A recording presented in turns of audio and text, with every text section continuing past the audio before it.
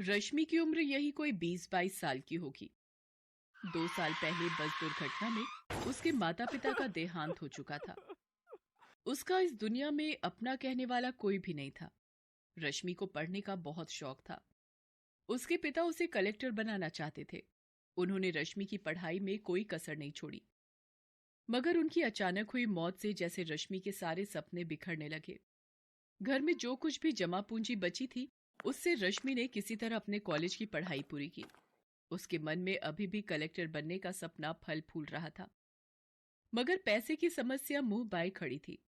पर रश्मि ने भी हार नहीं मानी।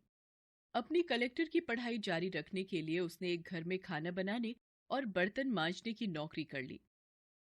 जब उसके दोस्तों ने कहा, अरे रश्मि, तू पढ़ी लिखी ग्रेजुएट होकर अब बर्तन मांजने और खाना बनाने का काम करेगी? कोई भी काम छोटा या बड़ा नहीं होता। और फिर ये काम मैं अपना जीवन गुजारने के लिए नहीं, बल्कि अपने सपने को पूरा करने के लिए कर रही हूं। फिर रश्मि ने काम शुरू कर दिया। दिन भर वो जी तोड़ मेहनत करती और शाम को घर आकर पढ़ाई करती। जहां वो काम करने जाती थी वहां से उसका घर करीब 5 मील पर था।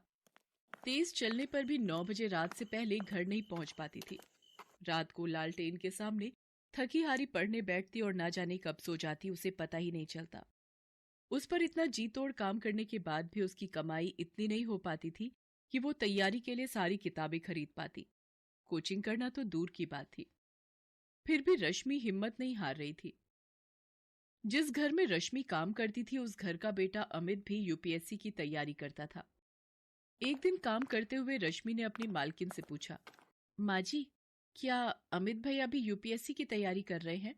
हाँ, पर तुझे उससे क्या? तू अपना काम कर। बड़ी आई इंक्वायरी करने वाली कि कौन क्या पढ़ रहा है। मालकिन की बातें सुन रश्मि ने जल्दी जल्दी अपना काम निपटाया और घर जाने को तैयार हुई। तब मालकिन ने कहा, कल जरा जल्दी आना, कुछ मेहमान आने वाले हैं घर पर, उनका खाना बनाना है। तेरे जो एक्स्ट्रा पैसे लगेंगे मैं दे दूंगी। माँ जी, मुझे पैसे नहीं चाहिए। अगर अमित भैया की पुरानी यूपीएससी की किताबें मुझे मिल जाए तो बड़ी मेहरबानी होगी। तभी अमित वहां आ जाता है। रश्मि की आखिरी बात उसके कानों में पड़ जाती है। वो उसका मजाक उड़ाते हुए कहता है, अच्छा, तो तू कलेक्टर बनेगी हैं? अरे औकात में रह अपनी। तुझे पता भी है कि यूपीएससी क्या चीज है? अच्छे अच्छों को नानी याद आ जाती, नानी। तेरे जैसे लोग कलेक्टर बनने लगे तो हो गया देश का उद्धार। अमित की बात पर उसकी माँ भी जोर से हंस पड़ी। रश्मि दुखी मन से वहां से निकल पड़ी। इस बात ने उसे थोड़ा दुखी तो किया, मगर उसके हौसले को तोड़ नहीं पाई। चाहे कितना भी मजाक उड़ा ले मेरा, मैं तो अपने सपने को पूरा करके ही दम लूंगी।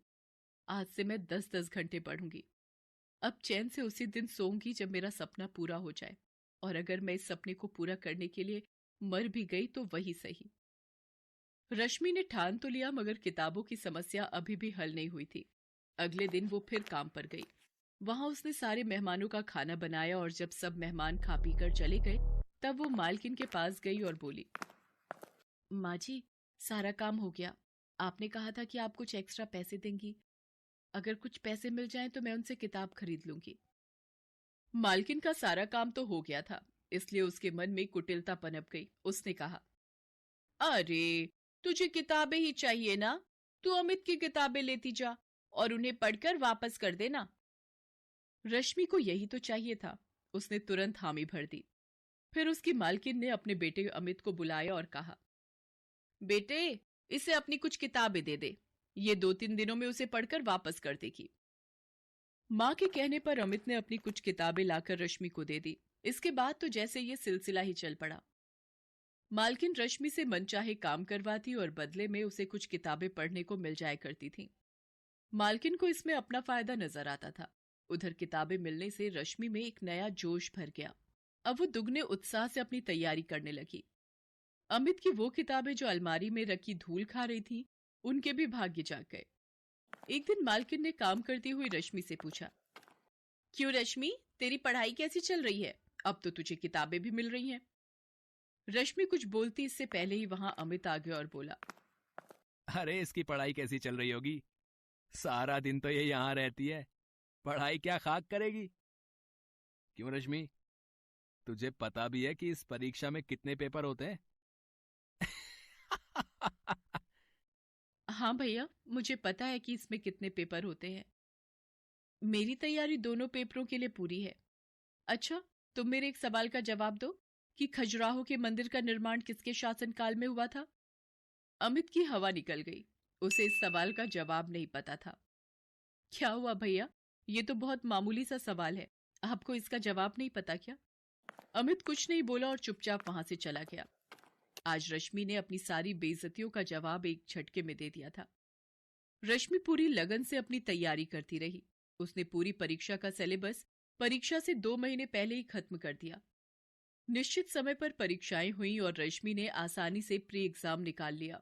उधर अमित अपनी तमाम कोशिशों के बावजूद भी इसमें सफल नहीं हो पाया। रश्मि ने प्री की अपनी सफलता की बात किसी को नहीं बताई। जब तक मैं इंटरव्यू नहीं पहुंच जाती तब तक किसी को यह सब बताना ठीक नहीं है। इस तरह लगातार परिश्रम करते करते रश्मि ने मेंस की परीक्षा भी पास कर ली। अब सिर्फ इंटरव्यू देना बाकी रह गया था। इंटरव्यू से एक दिन पहले, देख रश्मि, कल अमित का जन्मदिन है, काफी सारे मेहमान आने वाले हैं, तू जरा जल्दी आ जाना। लेकिन माँ जी, कल तो मेरा आना मुश्किल है, कल मेरी आखिरी परीक्षा है। हाँ, बड़ी आई परीक्षा देने वाली, जितना बोला उतना कर। अगर कल तू नहीं आई तो फिर तुझे दोबारा यहां घुसने नहीं दूंगी। रश्मि ने मालकिन की बात नहीं मानी और निश्चित समय पर इंटरव्यू देने गई। मालकिन ने उसी दिन दूसरी नौकरानी रख ली। आने दो उस नवाबजादी को पगार मांगने, ऐसी खरी खोटी सुनाऊंगी कि जिंदगी भर याद रखेगी। मगर रश्मि उस दिन के बाद फिर कभी उस घर में नहीं गई। ईश्वर ने उसके भाग्य में कुछ और ही लिख रखा था। इधर मालकिन उसे खरी खोटी सुनाने का इंतजार करती रही, उधर यूपीएससी की परीक्षा का परिणाम आ गया। रश्मि ने 67वें रैंक के साथ न सिर्फ ये परीक्षा पास की थी, बल्कि टॉप 100 में भी आई थी। शहर के सारे अखबार उसकी कामयाबी के किस्सों से भरे थे। अमित और उसकी मां ने जब अखबार के पहले पन्ने पर रश्मि का नाम और उसकी प्रशंसा देखी तो उनके मुंह खुले के खुले रह गए। कल तक उनके घर में काम करने वाली ने आज अपनी मेहनत के दम पर वो मुकाम हासिल किया था कि अमित और उसकी मां जैसे लोग उसके आसपास भी नहीं फटक सकते थे। उधर रश्मि आज बहुत खुश थी। आज उसकी सफलता ने न सिर्फ उसका और उसके पिता का सपना पूरा किया था, बल्कि अमित और उसकी मां जैसे लोगों के मुंह पर ताले भी लगा दिए थे, जो किसी की हैसियत देखकर उनके दिमाग का अंदाजा लगाते हैं।